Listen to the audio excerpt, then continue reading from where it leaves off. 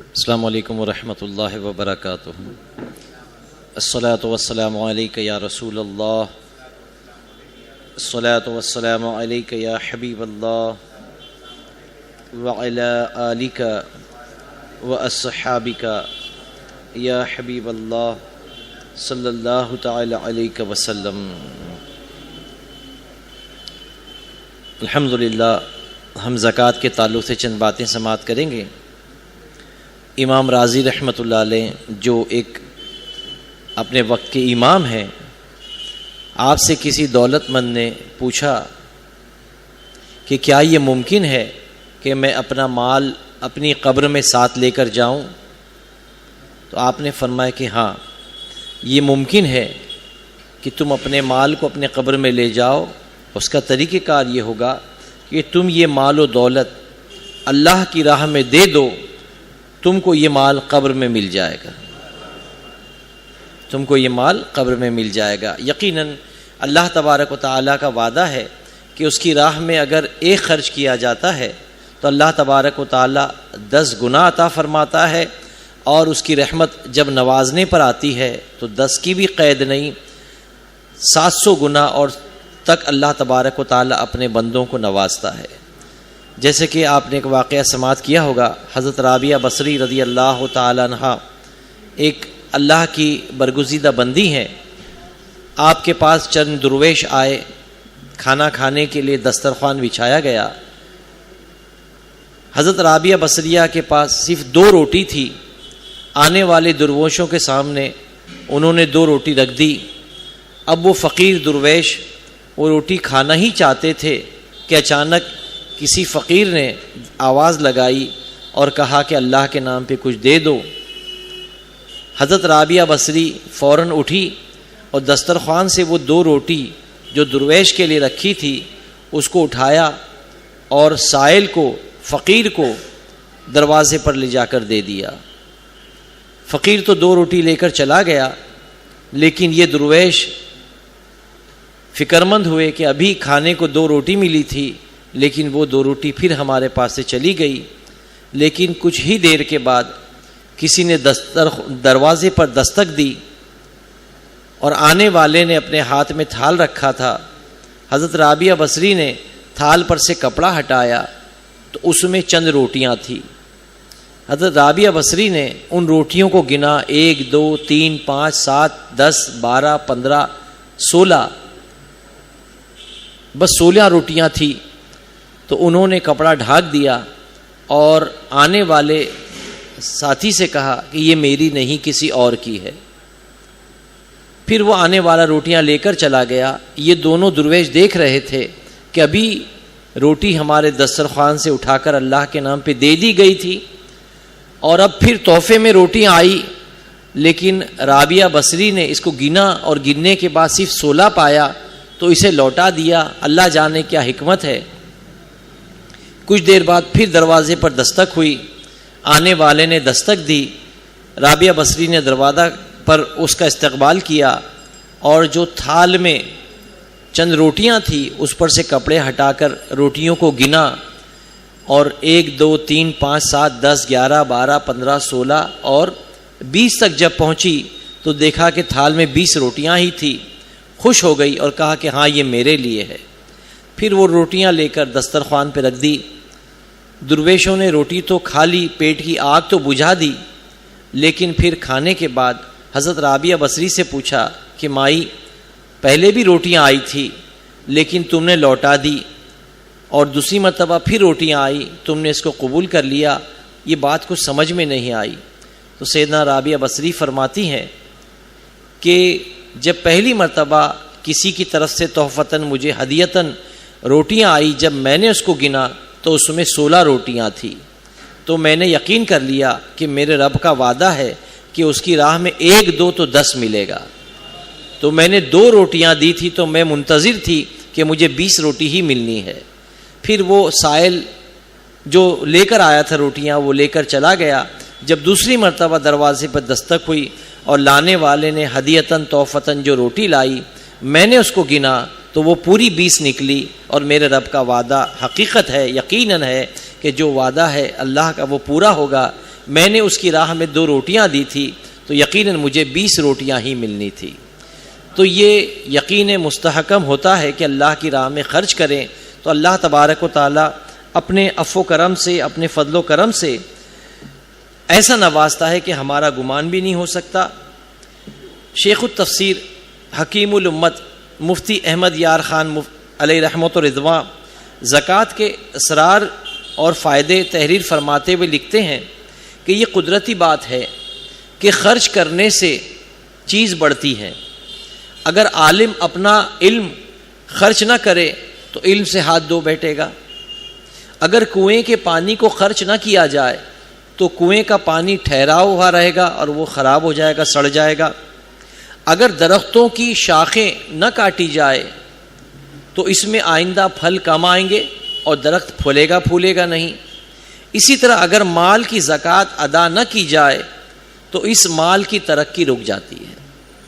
اور اللہ تبارک و تعالیٰ کی عطا کردہ ہر قانون میں حکمتیں پوشیدہ ہے. آپ جانتے ہیں کہ آپ نے کئی سال پہلے اگر اخبار میں پڑھا ہوگا کہ انکم ٹیکس سے بچنے کے لیے بہت سے لوگ اپنی کمائی ہوئی دولت کو گدے میں بھر کر کے اس پر سویا کرتے تھے، یا واٹر ٹینک میں بڑے بڑے بنڈل بنا کر کے کرنسی کے اس میں رکھ دیتے تھے، یا ایسے اسٹور روم میں رکھ دیتے تھے کہ جہاں انکم ٹیکس والے کی نظر نہ پہنچے. لیکن انکم ٹیکس والے جب بھی آتے تھے تو وہ زمین کو توڑ کر، دیواروں کو توڑ کر، اوپر کی چھت کے پلاسٹر آف پیرس کو توڑ کر وہاں سے بھی چھپی ہوئی دولت کو وہ نکال لیا کرتے تھے. تو دراصل اسلام کا جو کانسیپٹ ہے زکوٰۃ کا، یہ اتنا پیارا ہے کہ آدمی اپنے مال کو جمع نہیں کرے گا بلکہ لیکویڈیٹی مارکیٹ میں فلو ہوگی، لیکویڈیٹی مارکیٹ میں بڑھے گی، جس کی بدولت ہماری پوری کنٹری کی اکنومی پر اس کا اثر ہوگا. پوری اکنومی پر ہمارا اس کا اثر ہوگا، کیونکہ مال اگر ہم نے مارکیٹ میں فلو کیا، رولنگ میں ہے تو مال کو مال کھینچتا ہے. اگر ہم نے چھپا کر اپنی تجوری میں، اپنے کباڑ میں، اپنے گدے میں، اپنے کباڑ میں بھر کے رکھ دیا تو وہ بڑھے گا نہیں. لیکن اگر آپ نے اس کو مارکیٹ میں استعمال کیا، بزنس میں لگایا، تو یقیناً اس میں برکت ہوگی، کاروبار بڑھے گا اور آپ کا پیسہ انشاءاللہ جو آپ نے انویسٹ کیا ہے ضرور سے فائدہ ہوگا. جب آپ کا اپنا فائدہ ہوگا تو آپ اللہ کی راہ میں خرچ کرو گے تو انشاءاللہ یہ ایک طریقے کا ایف ڈی ہے. اگر آپ نے اللہ کی راہ میں اس کو یہاں خرچ کیا تو یہ آپ کو مرنے کے بعد انشاءاللہ اس کے پھل اللہ تبارک و تعالیٰ کی بارگاہ سے قبر میں بھی ملیں گے، میدان محشر میں بھی ملیں گے، اور انشاءاللہ آدمی سرخرو ہو کر کے اللہ کے فضل و کرم سے جنت میں جائے گا.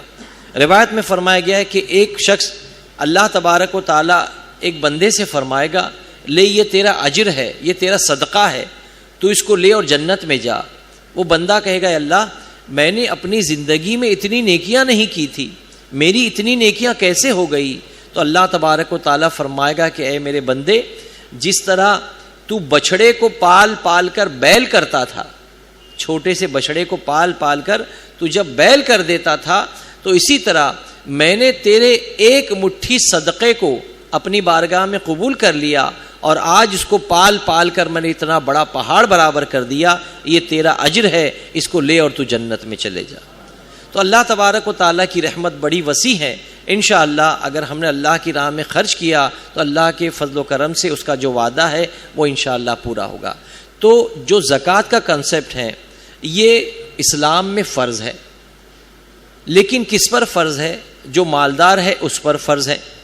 جس کے پاس 7.5 تولہ سونا ہے یا 52.5 تولہ چاندی ہے، یا اتنی رقم اگر وہ اپنے پاس رکھتا ہے تو وہ زکوٰۃ اس پر فرض ہے کہ وہ اپنے مال کی زکوٰۃ نکالے. اگر مال ہونے کے باوجود اپنے مال کی زکوٰۃ نہیں نکالے گا تو حدیث مبارکہ میں طرح طرح کی وعیدیں آئی ہے. ایک جگہ فرمایا گیا کہ وہ مال ازدہ کی شکل میں میدان محشر میں اس کو دوڑائے گا، اور وہ آدمی دوڑتا جائے گا، پوچھتا جائے گا ازدہ سے کہ تو کون ہے؟ تو ازدہا یہی کہتا رہے گا، میں تیرا چھوڑا ہوا مال ہوں. ایک حدیث مبارکہ میں فرمایا گیا کہ آدمی کے پاس جتنی اشرفی، جتنی کرنسی ہے، جتنا مالدار ہوگا، اللہ تبارک و تعالیٰ اس کے جسم کو اتنا پھلا دے گا، اور پھر جو اس کے پاس سونا چاندی جتنے کرنسی ہے وہ تمام چیزوں سے گرم گرم اس کے بدن کو داغا جائے گا۔ اب جتنا اس کا مال ہوگا اتنی اس کی باڈی کو پھلایا جائے گا۔ اس لیے فرمایا گیا کہ جب ایک مرتبہ جس جگہ چٹکا دے دیا جائے گا، داغ دیا جائے گا، پھر دوسری مرتبہ وہاں چٹکا نہیں دیا جائے گا بلکہ جسم کے دوسرے حصے میں دیا جائے گا۔ تو جتنا آدمی مالدار ہوگا اتنا اس کو پھلا دیا جائے گا، موٹا کر دیا جائے گا، اور جسم کے ایک ایک حصے پر اس کو اس کی دولت سے داغا جائے گا۔ اللہ تبارک و تعالیٰ اپنے اچھوں کے صدقے میدان محشر میں بھی ہم کو محفوظ فرمائے اور دنیا میں بھی ہم کو محفوظ فرمائے۔ تو مال کی زکوٰۃ نکالنا ہم پر لازم ہے، فرض ہے۔ زکوٰۃ کا انکار کرنے والا گنہگار ہے، نہیں نکالے گا اور تو گنہگار ہوگا، لیکن انکار کرنے والا کافر ہو جائے گا، اسلام سے خارج ہو جائے گا۔ جو فرائض ہیں اس کا انکار کرنے والا اسلام سے خارج ہو جائے گا۔ تو شریعت نے جو میعاد مقرر کی ہے وہ یہی ہے کہ 7.5 تولہ سونا ہے یا 52.5 تولہ چاندی ہے یا اتنی رقم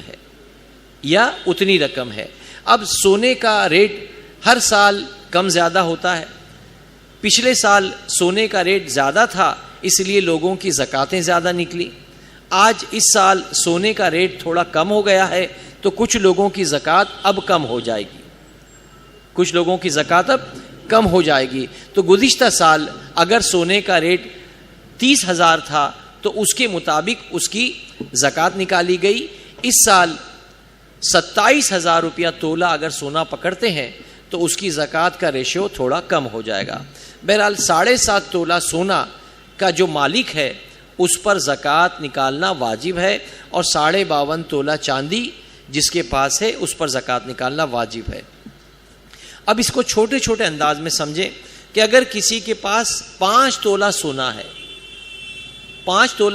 ہے اور 1 گرام چاندی ہے، 5 تولہ سونا ہے اور 1 گرام چاندی ہے، تو اب چونکہ اس کے پاس 1 گرام چاندی ہے تو اب سونے کو چاندی میں کنورٹ کریں گے، سونے کی ویلیو کو چاندی میں ملائیں گے، اور الحمدللہ اتنے حساب سے جو 27,000 روپیہ تولہ اگر ہم سونا پکڑتے ہیں تو 27 into 5 کتنے ہو گئے شاہد بھائی؟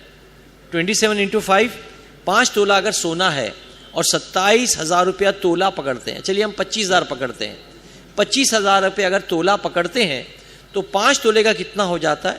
1.25 لاکھ روپے۔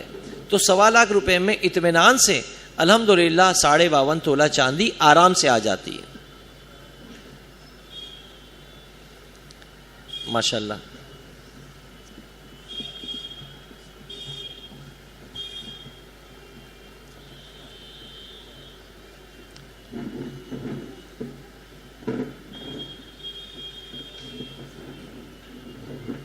تو عرض کر رہا تھا کہ 52.5 تولہ چاندی کا نصاب ہوتا ہے اور 7.5 تولہ سونے کا۔ اب لوگوں میں ذہن میں یہ بات محفوظ فرما لیں کہ 7.5 تولہ سونا ہے یا 7 تولہ سونا ہے اور چاندی ذرا بھی نہیں ہے اور کیش ذرا بھی نہیں ہے۔ 7 تولہ سونا ہے آپ کے پاس لیکن چاندی ذرا بھی نہیں ہے اور کیش حاجت اصلیہ کے علاوہ کوئی آپ کے پاس سیونگ اماؤنٹ نہیں ہے، تو آپ پر زکوٰۃ نہیں ہوگی۔ 7 تولہ سونا ہے، چاندی نہیں ہے، کیش نہیں ہے تو زکوٰۃ نہیں ہے۔ لیکن اگر آپ کے پاس 2 تولہ سونا ہے اور 1 گرام چاندی یا 1 تولہ چاندی ہو تو اب اس کو اس میں ملا دیں گے، تو ملا دینے سے 27,000 روپیہ تولہ اگر سونا ہے تو یہ قریباً 56,000 روپے ہو جاتے ہیں، جس میں آرام سے 52 تولہ چاندی آ جائے گی، اس لیے اس کا نصاب پورا ہو جاتا ہے۔ سمجھ رہے ہیں آپ اس چیز کو کہ اگر تھوڑا سونا ہے اور تھوڑی چاندی ہے تو دونوں کو ملا دیں گے، دونوں کے ملا دینے سے اگر 52.5 تولہ چاندی کی ویلیو رقم بن جاتی ہے تو آپ پر زکوٰۃ نصاب ہو جاتا ہے۔ ٹھیک ہے، اگر آپ کے پاس 1 لاکھ روپیہ ہے کیش، سونا نہیں ہے، چاندی نہیں ہے. تو 1,00,000 روپے ہونے کی بدولت آپ کے اگر وہ 1,00,000 روپے میں 25,000 روپے آپ کا الیکٹرک کا بل ہے، گھر کا رینٹ ہے اور کارخانے کا رینٹ ہے، یہ ملا کر کے آپ کی حاجت اصلیہ میں شمار ہو رہا ہے. تو 1,00,000 روپے میں سے 25,000 آپ نے مائنس کر دیے، 75,000 کے آپ مالک ہیں تو آپ کو 75,000 روپے پر زکوٰۃ نکالنی ہے. ٹھیک ہے. لیکن اگر آپ کے پاس 1,00,000 روپیہ ہے، 25,000 روپے آپ کے کارخانے کا رینٹ ہے، الیکٹرک کا بل ہے اور گھر کا رینٹ ہے، یہ نکالنے کے بعد پھر 25,000 روپے آپ کو گھر میں راشن بھرنا ہے، کہیں خرچ کرنا ہے جو حاجت اصلیہ کے علاوہ، اور آپ کے پاس بچ جاتے ہیں صرف 50,000 بچ جاتے ہیں. تو 50,000 میں اگر 52.5 تولہ چاندی آ جاتی ہے تو آپ کو 50,000 پر بھی زکوٰۃ دینی ہے.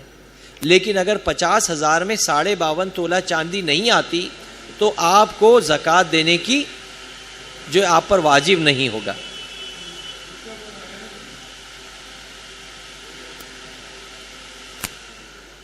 تو زکوٰۃ واجب نہیں ہوگی، یعنی آپ کے پاس حاجت اصلیہ کے علاوہ جو رقم بچ جائے اس رقم سے اگر آپ 52.5 تولہ چاندی نہیں خرید سکتے تو اس پر زکوٰۃ نہیں ہوگی. لیکن اگر اتنی رقم ہے کہ آپ کے حاجت اصلیہ کے خرچ کرنے کے بعد اتنی رقم بچ جاتی ہے کہ جس سے آپ 52.5 تولہ چاندی خرید سکتے ہیں تو آپ کو اتنی رقم پر بھی زکوٰۃ نکالنی ہوگی. ٹھیک ہے. اسی طریقے سے اگر میں نے کسی دوست نے مجھ سے 1,00,000 روپے ادھار مانگے ہیں اور کہا کہ مجھے 1,00,000 روپے دو، میں آپ کو 6 مہینے میں دے دوں گا.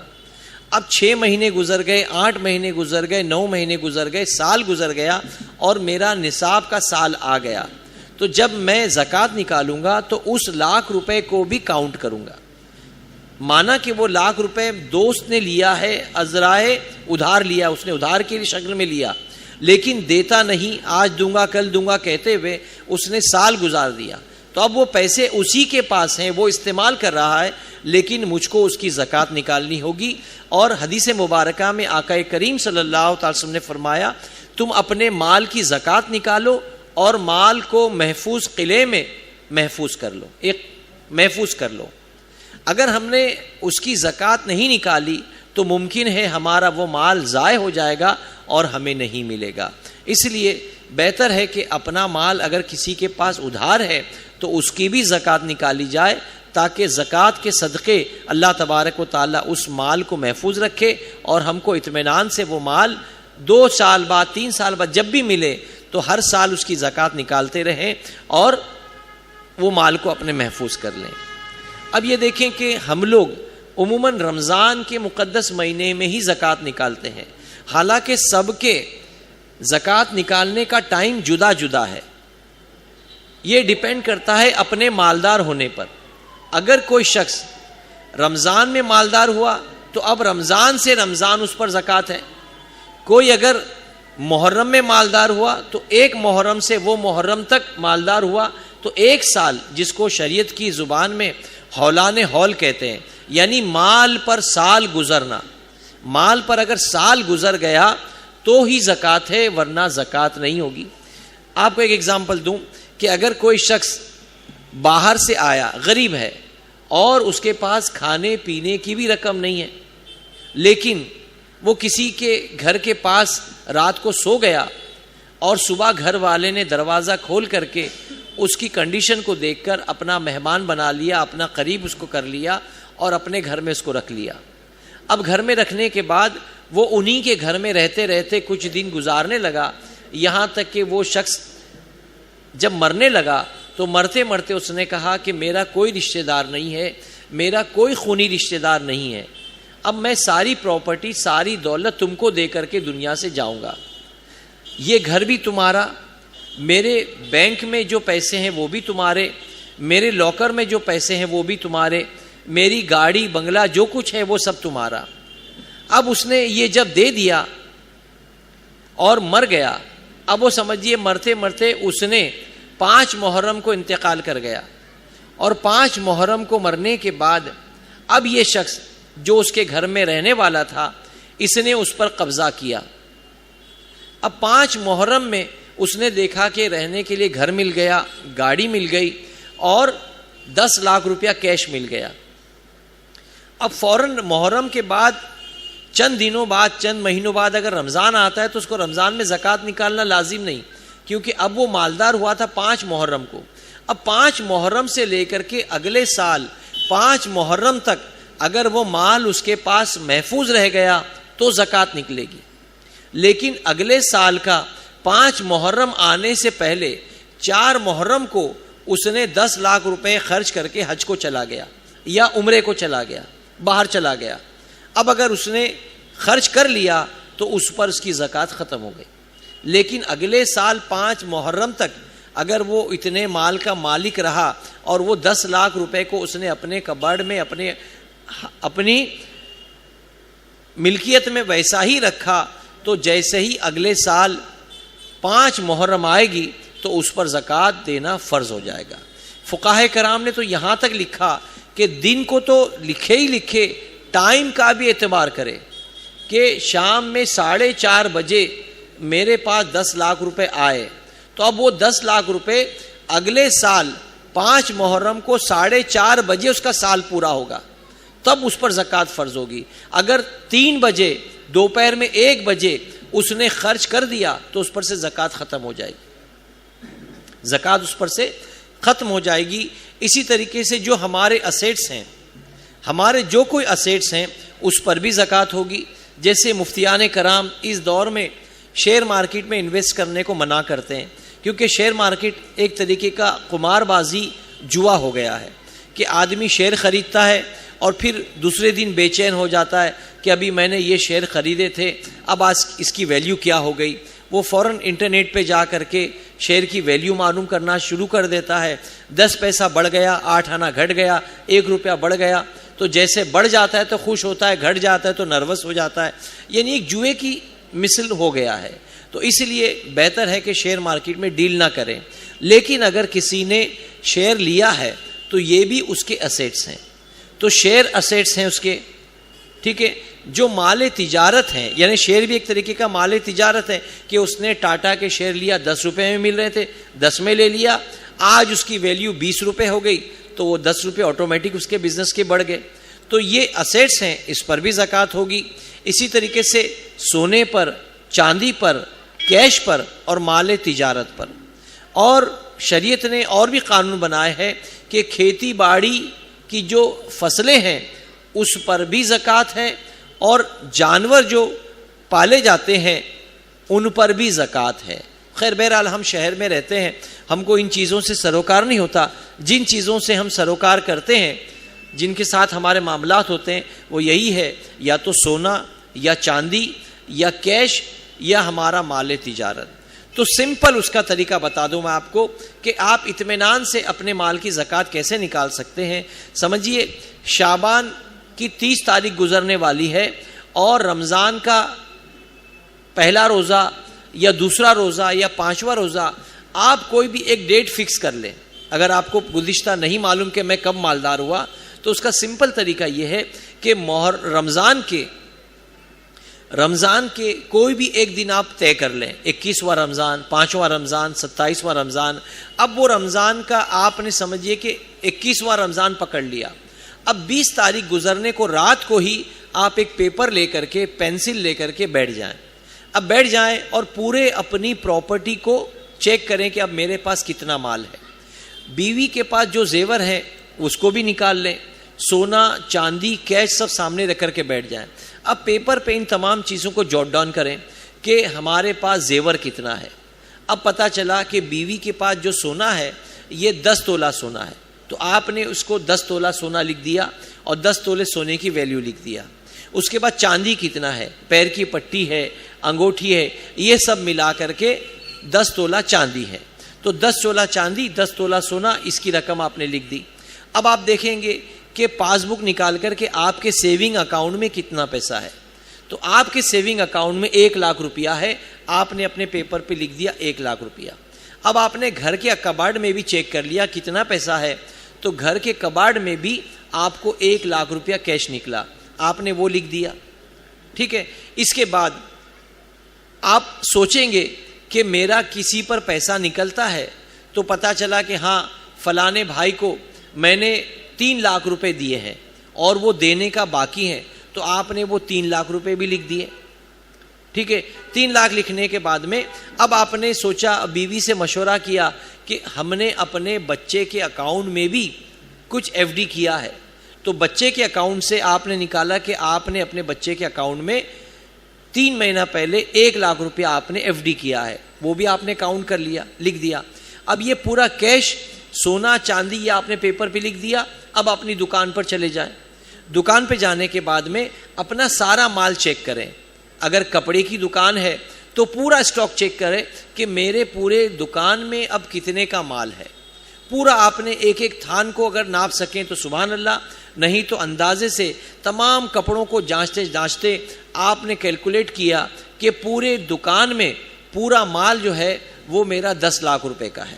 تو آپ نے پیپر پہ وہ 10 لاکھ بھی لکھ دیے. اب اس کے بعد مارکیٹ میں آپ سے بہت سے لوگ ادھاری میں لے کر گئے, چونکہ آپ سے مال لے کے گئے, پیسہ نہیں دیے, تو وہ بھی آپ کا مال ہے. تو آپ نے یہ کاؤنٹ کیا کہ کچھ لوگوں نے ادھار لے کے گئے ہیں, ان کا 2 لاکھ آنے کا ہے, تو وہ بھی آپ نے اپنی فہرست میں لکھ دیا کہ 2 لاکھ روپیہ میرا مارکیٹ میں ہے. اس کے بعد آپ نے دیکھا کہ جب آپ سے کوئی ادھار لے کر گئے تو آپ نے بھی کسی میل سے ادھار سے کپڑا لایا ہوگا, تو اگر آپ کا بل آپ نے چیک کیا تو پتا چلا کہ آپ کو 3-4 کمپنی کو پیمنٹ کرنا ہے اور وہ پیمنٹ ہوتا ہے 10 لاکھ. تو آپ نے پورے ٹوٹل میں سے وہ 10 لاکھ مائنس کر دیا. ٹھیک ہے, تو آپ کے پاس پتا چل گیا کہ آپ نے کتنا اس سال کمایا اور کتنا فائدہ کیا. تو ہر سال آپ اگر اپنے مال کی ایک ڈیٹ میں پورا کیلکولیٹ کر لیتے ہیں کہ میرے پاس کتنا پیسہ ہے, تو الحمدللہ آپ کا جب سال پورا ہوگا تو آپ کو پتا چلے گا کہ آپ گدھے کی طرح بھاگ دوڑ کر کے محنت کرتے ہیں, تو پورے سال بھر محنت کرنے کے بعد آپ کتنا منافع کما رہے ہیں, کتنا پروفٹ کر رہے ہیں. آپ کا بزنس پروفٹ کا دکھا رہا ہے یا آپ کا بزنس لاس دکھا رہا ہے. اگر پروفٹ دکھا رہا ہے تو آپ خوش ہوں گے, اور اگر لاس دکھا رہا ہے تو پھر آپ پریشان ہوں گے کہ یہ میرے بزنس میں یہ لاس دکھا رہا ہے, یہ کس وجہ سے. تو آپ اس کو ریکٹیفائی کرنے کی کوشش کریں گے, اس کو سدھارنے کی کوشش کریں گے. اس طرح آپ اپنے بزنس کو جو ہے صحیح طریقے سے ہینڈل کر سکیں گے. تو زکوٰۃ نکالنے کا ایک کنسیپٹ یہ بھی ہے کہ آدمی محنت کرتا ہے تو وہ کم از کم اتنا اطمینان تو کر لیں کہ میں نے اتنی محنت کرنے کے بعد کیا پایا اور کیا کھویا. اب مال تجارت میں فقہائے کرام نے بہت باریک باریک چیزوں کو بھی شامل کیا. جیسے عطر والا اگر عطر بیچتا ہے تو عطر تو لا کر بیچتا ہے, لیکن اگر وہ اپنے گوڈاؤن میں بلک کوانٹٹی میں عطر کی باٹلیاں لے لیتا ہے, خرید لیتا ہے, تو عطر کی باٹلیوں پر بھی زکوٰۃ لگے گی. اسی طرح ڈاکٹر ہے اور ڈاکٹر نے اپنے ڈسپینسری میں 2 لاکھ 5 لاکھ کی میڈیسن بھر کے رکھی ہے, تو وہ میڈیسن پر بھی زکوٰۃ لگے گی. جو مال تجارت ہے اس پر بھی زکوٰۃ نکلے گی. اسلام نے بڑی اچھائی ہے, تمام اچھائیوں خوبیوں میں خوبی یہ بھی ہے کہ وہ ہم پر برڈن نہیں ڈالتا, ہم کو سہولت دیتا ہے اور زندگی گزارنے کا آسان طریقہ بتاتا ہے. تو زکوٰۃ دینے میں الحمدللہ ہم کو اپنے گھر کی زکوٰۃ نہیں نکالنی ہے. گھر پر کتنا بھی بڑا گھر ہو آپ کا, کتنے بھی کروڑ روپے کا ہو, اس کی زکوٰۃ نہیں ہے. اسی طرح اگر آپ کے پاس گھر میں 4 بڑی بڑی گاڑیاں ہیں, ایک گاڑی سے آپ روزانہ آفس جاتے ہیں, ایک گاڑی میں آپ کے بچے روزانہ اسکول جاتے ہیں, ایک گاڑی میں آپ کی بیوی ہفتے میں ایک بار شاپنگ کے لیے جاتی ہے, اور ایک گاڑی آپ کی اسپورٹس کار ہے, کبھی کبھی آپ باہر نکالتے ہیں. تو یہ چاروں کار کتنی بھی مہنگی ہو آپ کے استعمال میں ہے, اس پر زکوٰۃ نہیں ہے, کیونکہ یہ آپ کے استعمال کی چیزیں ہیں. اسی طرح آپ کا اگر شو روم ہے اور شو روم میں اگر جو مال تجارت ہے اسی پر زکوٰۃ ہوگی. جتنے آپ نے اے سی لگائے, جتنا ڈیکوریشن کیا, ان تمام چیزوں پہ زکوٰۃ نہیں ہے. البتہ جو آپ بیچتے ہیں, آپ چیئر بیچتے ہیں, آپ کبرڈ بیچتے ہیں, آپ فرنیچر بیچتے ہیں, جو کچھ آپ بیچتے ہیں یہ جو مال تجارت ہے اسی پر زکوٰۃ ہوگی, اسی کی زکوٰۃ آپ کو نکالنی پڑے گی. اسی طریقے سے اگر آپ نے ایک گھر بامبے میں رکھا اور آپ سال میں 1 مہینے کے لیے بنگلور جاتے ہیں اور وہاں آپ ویکیشن گزارتے ہیں، تو اگر آپ سال کے 11 مہینے بامبے میں رہتے ہیں لیکن 1 مہینے کی بچوں کی ویکیشن میں چھٹیوں میں آپ بنگلور جاتے ہیں، تو اگر آپ وہاں ہوٹل میں اسٹے نہیں کرتے بلکہ آپ نے وہاں 1 کروڑ میں ایک فلیٹ لے لیا، ایک بنگلہ لے لیا، وہاں چاہے آپ سال میں 1 مہینے کے لیے ہی جاتے ہیں تو اس پر بھی زکوٰۃ نہیں ہے، کیونکہ وہ آپ کے مصرف میں ہے۔ یہاں تک کہ اگر آپ نے 1 کروڑ کا وہاں بنگلہ لے لیا، اس میں آپ صرف سال میں 1 مہینے کے لیے جاتے ہیں، 11 مہینے اس کو رینٹ آؤٹ کر دیتے ہیں، تو رینٹ آؤٹ کرنے پر بھی زکوٰۃ نہیں ہے۔ ہاں اگر وہ ہے کہ 11 مہینے آپ نے رینٹ آؤٹ کر دیا، کرائے پہ چڑھا دیا، اب اس سے ایک مشت 11 مہینے کی رقم لے لیتے ہیں اور اس کو استعمال نہیں کرتے، اس کو سائیڈ میں رکھ رہے ہیں کہ 2-5 سال کی جمع ہو جائے گی تو بیٹے کی شادی میں کام آئے گی، تو اگر وہ سائیڈ بائی سائیڈ آپ کا وہ سیونگ ہوتا جا رہا ہے تو ہر سال جب آپ کا رمضان میں سال پورا ہو رہا ہے اس کو بھی آپ کو کاؤنٹ کرنا ہوگا۔ لیکن آپ اگر ہر مہینہ وہ رینٹ آتا ہے اور آپ اس کو ختم کر دیتے ہیں استعمال کر کے تو زکوٰۃ نہیں ہے۔ ایک ایگزامپل اور سمپل بڑا آپ کو اچھے سمجھا دوں کہ آپ نے بامبے میں اپنا ایک فلیٹ بیچا، بامبے میں آپ نے ایک فلیٹ بیچا، فلیٹ کی ویلیو آپ نے بیچا تو 1 کروڑ نکلی۔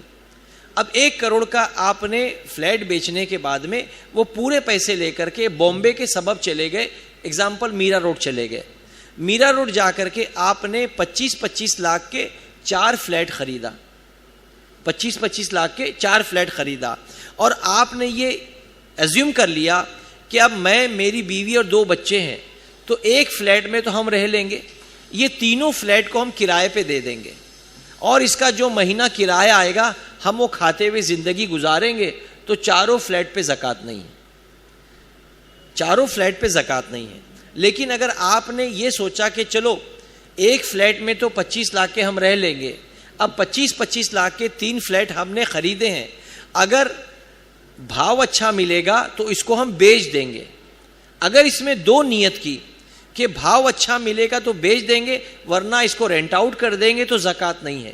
لیکن آپ نے یقین کر لیا کہ ابھی یہ انڈر کنسٹرکشن بلڈنگ میں فلیٹ لے رہا ہوں اور ابھی یہ 25 لاکھ کا مل رہا ہے، جب بلڈنگ ریڈی ہو جائے گی، فلیٹ ریڈی ہو جائے گا تو یہ فلیٹ کی ویلیو بڑھ جائے گی، تو بڑھ جائے گی تو میں اس کو پورا بیچ دوں گا، تو اب یہ تینوں فلیٹ مال تجارت ہو گئے تو تینوں پر زکوٰۃ ہوگی۔ لیکن اگر آپ نے ارادہ کر لیا کہ اس کو بیچوں گا نہیں، اس کو رینٹ آؤٹ کروں گا، اس میں کرایہ آئے گا اور کرائے سے میں اپنا گھر بار چلاؤں گا تو زکوٰۃ نہیں ہے۔ اسی طریقے سے آپ نے اچھا بزنس کیا اور 10 کروڑ میں آپ نے بامبے کے سبب میں ایک پلاٹ لے لیا اور ارادہ یہ ہے کہ وہاں آپ فیکٹری ڈالیں گے، پلاٹ لیا ضرور، 10 کروڑ کا پلاٹ لیا، لیکن اس میں آپ نے ارادہ کیا کہ یہاں میں فیکٹری بناؤں گا اور بزنس کروں گا، تو وہ 10 کروڑ کا پلاٹ لینے پر بھی زکوٰۃ نہیں ہے، آپ کی زکوٰۃ ختم ہو گئی، اس لیے کہ اس کو آپ نے اپنی فیکٹری بنانے کے لیے لیا ہے، بیچنے کے لیے نہیں۔ اگر آپ پلاٹنگ کر کے اس کے پلاٹ بنا کر کے بیچتے ہیں، یعنی زمین کی خرید و فروخت کا آپ کاروبار کرتے ہیں، لینڈ کو ڈیل کرتے ہیں، لینڈ ڈیلنگ کرتے ہیں، تو اس پر زکوٰۃ ہوگی۔ لیکن اگر آپ نے کئی کروڑ کا بھی پلاٹ لے لیا اور انٹینشن، آپ کی نیت یہی ہے کہ وہاں میں اپنی ایک فیکٹری بناؤں گا اور اچھا کاروبار کروں گا، تو کتنی بھی مہنگی اگر آپ نے زمین لے لی اس زمین پر بھی زکوٰۃ نہیں ہوگی۔ تو الحمدللہ ہم کو شریعت نے بہت سہولت دی ہے، یہاں تک فرمایا گیا کہ اگر آپ نے ایک فلیٹ بامبے کا بیچا، 1 کروڑ میں بیچ دیا آپ نے اپنا گھر، اور اس کے بعد بامبے کے سبب میں جا کر 25-25 لاکھ کے آپ نے 4 فلیٹ خرید لیا۔ اب چاروں فلیٹ خریدنے وقت نیت کی تھی کہ اب میرے 2 بیٹے جوان ہو رہے ہیں، ابھی تو ہم ایک فلیٹ میں رہیں گے، تینوں کو کرائے پہ دے دیں گے، لیکن ابھی میرے بیٹے جوان ہو رہے ہیں، ان کی شادی کا وقت آنے والا ہے، تو ان کے لیے ایک ایک فلیٹ ان کے نام سے کر دوں گا۔ یہ سوچ کر کے آپ نے 3 4 5 فلیٹ لے لیے تو کسی پر زکوٰۃ نہیں ہوگی، آپ کا وہ مال بھی محفوظ رہے گا اور الحمدللہ زکوٰۃ آپ کو ادا نہیں کرنی ہوگی۔ ایک قانون یہ بھی ہے کہ جس طرح اسیٹس میں یا تو آپ کے پاس کیش ہے اس پہ زکوٰۃ ہے، یا سونا ہے اس پہ زکوٰۃ ہے، یا چاندی ہے اس پہ زکوٰۃ ہے یا مال تجارت پہ زکوٰۃ ہے. وہیں فقہائے کرام فرماتے ہیں کہ اگر کسی کے پاس ہیرا موتی ہیں, ہیرے اور موتی اس کے پاس ہیں, تو وہ کتنے بھی کروڑ روپے کے ہوں اس پر زکوٰۃ نہیں ہوگی. لیکن اگر وہ ہیرے موتی کا کاروبار کرتا ہے, وہ جوہری ہے اور ہیرے موتی بیچتا خریدتا ہے, تو اب وہ مال تجارت ہوگا, اب اس کو اس کے اوپر زکوٰۃ نکالنی ہوگی. تو الحمدللہ یہ کچھ باتیں ایسی ہیں جو ہمارے روزمرہ کے معاملات میں ہماری زندگی میں درپیش آتے ہیں. انشاءاللہ اس کو اگر آپ نے اپنے ذہن میں محفوظ کر لیا تو آپ بہت آسانی کے ساتھ میں زکوٰۃ کے کنسیپٹ کو سمجھیں گے. جب زکوٰۃ کا کنسیپٹ آپ کو سمجھ میں آ گیا تو اب زکوٰۃ نکالنا تو ہے, نکال تو لیا, اب کس کو دیں گے, اب کس کو دیں گے؟ تو زکوٰۃ کے 7 مصارف بتائے گئے کن کن لوگوں کو دیا جاتا. زکوٰۃ ایک تو یہ ہے فقیر کو دیا جائے, اور فقیر کی تعریف یہ ہے کہ فقیر وہ کہ جس کے پاس اگلے وقت کا کھانا موجود ہو, اس کو زکوٰۃ دے سکتے ہیں لیکن اس کا زکوٰۃ مانگنا حرام ہے, وہ زکوٰۃ نہ مانگے. یہ فقیر کی تعریف ہے. دوسرا مسکین ہے. مسکین کی تعریف یہ کہ مسکین وہ کہ جس کے پاس اگلے لمحے کے لیے کھانے کے لیے کچھ نہ ہو, اگلے لمحے کے لیے, اگلے دوسرے وقت کے کھانے کے لیے کچھ نہ ہو, تو ان کو دیا جا سکتا ہے. تیسرا فرمایا گیا عاملین صدقہ. اگر اسلامی حکومت ہو اور حکومت جن لوگوں کو زکوٰۃ لینے کے لیے اپوائنٹ کریں, وہ جب آئیں تو ان کو زکوٰۃ دیں, ان کو زکوٰۃ دے سکتے ہیں. اس کے بعد ہے جو ہے اس کو کہتے ہیں غارم. غارم کا مطلب یہ کہ ابھی الحمدللہ یہ چیز ختم ہو گئی. پہلے لوگ خریدے بیچے جاتے تھے, انسان خریدے بیچے جاتے تھے, تو جن وقتوں میں انسان کی خریداری ہوتی تھی اور خریدنے کے بعد وہ غلام بنا دیے جاتے تھے, تو غلام بنانے کی وجہ سے ان کو جو ہے ان کو غلام بنا لیا جاتا تھا. اب جب وہ غلام بن گئے تو ان کو اپنا گلا آزاد کرنا ہو تو ان کو زکوٰۃ دے کر کے ان کو آزاد کیا جا سکتا ہے. اگزامپل کہ اگر آپ کے پاس ایک غلام افریقہ سے آپ نے خرید کے لے کر آ گئے, اب ایک آدمی کو آپ نے خرید کے لایا اور ہندوستان میں آ کر کے اس کو کسی کو بیچ دیا. اب جس نے خرید لیا اس نے اس کو اپنی غلامی میں لے لیا. اب وہ غلام اس کے ساتھ رہتے رہتے اچانک مسجد میں نماز کو آیا اور اس نے 2-4 لوگوں کی ذہن سازی کی کہ بھائی مجھ کو میرے مالک نے 1 لاکھ روپے میں خریدا ہے, تم دو سب لوگ مل کر کے 10-5 ہزار روپے ملا کر اگر مجھ کو دو گے تو اگر تم نے مجھ کو 1 لاکھ روپے دے دیا تو میں اپنے مالک کو 1 لاکھ روپے لوٹا کر کے آزاد ہو جاؤں گا. تو ویسے کو بھی زکوٰۃ دی جا سکتی تھی, لیکن اب غلامی کا دور ختم ہو گیا تو یہ بات اب نہیں رہی. تیسرا ایک بڑا اچھا قانون ہے اور بہت ہی پیارا قانون ہے, اس کو ہم کو اس پر عمل کرنا چاہیے کہ کچھ لوگ کاروبار کرتے ہیں اور کاروبار میں لاس کرتے ہیں, کاروبار میں لاس کرتے ہیں, نقصان کر دیتے ہیں, یا کاروبار نہیں کرتے, وہ لوگوں سے ادھار لے لیتے ہیں کاروبار کرنے کے لیے اور کاروبار میں نقصان ہو گیا. اب سمجھیے ایک صاحب ہیں جو اچھے فلیٹ میں رہتے ہیں, گاڑی بھی ہے, لیکن 1 کروڑ روپیہ ان کا مارکیٹ کا ان پر قرضہ ہے. اچھے گھر میں رہتے ہیں, گاڑی بھی ہے اور ویل ٹو ڈو فیملی سے ہیں, لیکن ان کے اوپر 1 کروڑ روپے کا قرضہ ہے. اب وہ اپنا قرضہ چکا نہیں سکتے, تو شریعت نے اجازت دی ہے کہ اب لوگ اس کے دوست احباب سب اپنی اپنی زکوٰۃ نکال کر کے 1 کروڑ روپیہ بنا کر کے اس کو دیں, تاکہ یہ اپنا ادھار لوگوں کو چکا کر کے اپنے آپ کو ادھاری سے آزاد کر دیں. آپ جانتے ہیں کہ رسول کریم صلی اللہ تعالی وسلم کی بارگاہ میں ایک مرتبہ جنازہ لایا گیا, تو حضور صلی اللہ تعالی وسلم نے جب پتہ کیا کہ مرنے والا مقروض ہے تو آقا کریم صلی اللہ تعالی وسلم نے اس کی نماز جنازہ ادا نہیں کی. پھر کسی صحابی نے اپنی جیب سے اس کا قرضہ ادا کیا, تب جا کر کے آقا کریم صلی اللہ تعالی وسلم نے اس کی نماز جنازہ ادا کی. تو آپ جانتے ہیں کہ اعلیٰ حضرت فرماتے ہیں کہ اگر دنیا میں کسی نے کسی کا 3 پیسہ دبا لیا تو 700 با جماعت مقبول نمازیں میدان محشر میں وہ 3 پیسے کے بدلے دے دی جائے گی. تو شریعت ہم کو روکتی ہے کہ ادھار نہ لیں، اور اگر لیا ہے تو پہلی فرصت میں اس کو چکا دیں. لیکن اگر مقروض مر گیا تو آقا کریم صلی اللہ تعالی وسلم کی سنت تو یہی تھی کہ حضور نے اس کی نماز جنازہ نہیں پڑھائی، اس لیے کہ مرنے والا مقروض تھا. تو قرض ایک بہت بڑی ذمہ داری ہے. اس کو اللہ نہ کرے کبھی کوئی موقع آئے کہ آدمی اپنا ہاتھ یوں کرے، بلکہ ہمیشہ اللہ ہم کو ایسا بنائے کہ ہمارا ہاتھ ہمیشہ ایسا رہے. تو جو لوگ ایسا ہاتھ کر دیتے ہیں، یعنی مانگنے کی عادت ہو جاتی ہے، اور پھر مانگتے مانگتے اگر وہ زیادہ مقروض ہو جاتے ہیں، تو شریعت نے ان کو اجازت دی کہ اب وہ زکوٰۃ لے کر کے اپنا قرضہ لوٹائے، تاکہ اس کی حفاظت بھی ہو اور وہ مقروض مرنے سے بچ جائے. پھر تیسرا ہے فی سبیل اللہ. فی سبیل اللہ یعنی مجاہدوں کو تلوار، گھوڑا، جہاد کا سامان زکوٰۃ کی مد میں دینا، یہ بھی جائز ہے اور اس سے بھی زکوٰۃ ادا ہو سکتی تھی. اور آخری ہے ابن السبیل. یہ بھی بڑی پیاری چیز ہے. آپ نے دیکھا جا بجا کبھی کبھی لوگ مسجد میں اعلان کرتے ہیں کہ بھائیوں اسٹیشن پہ میرا بیگ چوری ہو گیا، کبھی کہتے ہیں بھائیوں میری جوان بیٹی کی شادی ہے اور گھر جل گیا. تو یہ جو مسجد میں اعلان کرنا یہ گناہ ہے، اور مسجد میں اس کو دینا یہ ڈبل گناہ ہے. اعلیٰ حضرت نے فرمایا کہ اگر مسجد میں کسی نے سائل کو سوال کرنے پر دیا تو 70 پیسہ مسجد کے باہر جا کے وہ اس کا کفارہ ادا کرنے کو دے جو اس نے گناہ کر لیا. اس لیے کہ مسجد میں مانگنا حرام ہے، مسجد میں مانگنا، سوال کرنا حرام ہے. ہاں سائل نہ مانگے بلکہ وہ امام کے پاس جائے اور امام سے کہے کہ میں لٹ گیا ہوں، میرا بیگ چوری ہو گیا ہے، میری بیٹی کی شادی ہے. اب امام نے اگر اعلان کیا تو لوگ اس کی بھرپور تعاون کریں. تو وہیں فرمایا گیا کہ ایک آدمی دلی میں رہتا ہے اور دلی میں کاروبار کرتا ہے، گاڑی بنگلہ سب کچھ ہے، لیکن وہ بامبے آ گیا کاروبار کی وجہ سے، اور بامبے آنے کے بعد کسی نے اس کو ٹھگ لیا، اس کا سامان، کپڑے، بیگ، یہ سب اس کے لوٹ لیے.